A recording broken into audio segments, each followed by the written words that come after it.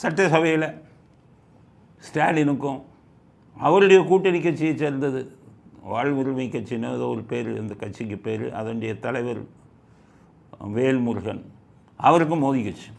சொந்த கட்சிக்காரவங்களுக்கு அவங்கெல்லாம் சிந்திக்க ஆரம்பிச்சிட்டாங்க.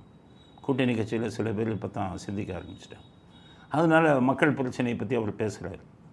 யார்? வேல்முருகன். பேசும்போது அப்படி கையை அப்படி நீட்டி கையை இது பண்ணி பேசுகிறார். உடனே ஸ்டாலின் கோவம் வந்துருச்சு. என்ன அவருக்கு பேசும்போது கையை நீட்டி பேசுகிறாரு அப்படின்னு. சபாநாயகர் உடனே நடவடிக்கை எடுங்க. பேசும்போது கையை நீட்டி பேசக்கூடாதா? ஸ்டாலினுக்கு தான் கேட்குறேன். பேசக்கூடாதா? உங்கள் அண்ணாதுரை பேசும்போது எப்படி பேசுவார் தெரியுமா? ஸ்டாலின் எப்படி பேசுவார் தெரியுமா? ஒரு கையை உயர்த்தி ஒரு விரலை காட்டி தான் பேசுவார் மேடையில். அதே பொசிஷனில் தான் இன்றைக்கி அவர் கையை நீட்டி பேசின மாதிரி உள்ள சிதைத்தான் சிலையாக சென்னை மவுண்ட் ரோட்டில் வச்சுருக்கீங்க. அடுத்து உங்கள் அப்பா, அவர் தனி ஸ்டைல். அண்ணாதுரை ஒரு கையை கட்டினா இவர் தோளில் துண்டை போட்டு அந்த தோலை ஒரு கையில் அப்படி தொங்க விட்டுக்கிட்டு ஒரு கையை நீட்டி பேசுவார்.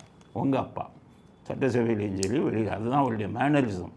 அப்படி அந்த துண்டு இப்படி தொங்கும், இப்படி அந்த ஃபோட்டோவையும் பாருங்கள். அடுத்து உங்கள் ஃபோட்டோ பாருங்கள், நீங்கள் கை நீட்டி பேசுனதை பாருங்கள். அடுத்து உங்கள் பையன், உங்கள் வாரிசு கை நீட்டி பேசுனதை பாருங்கள்.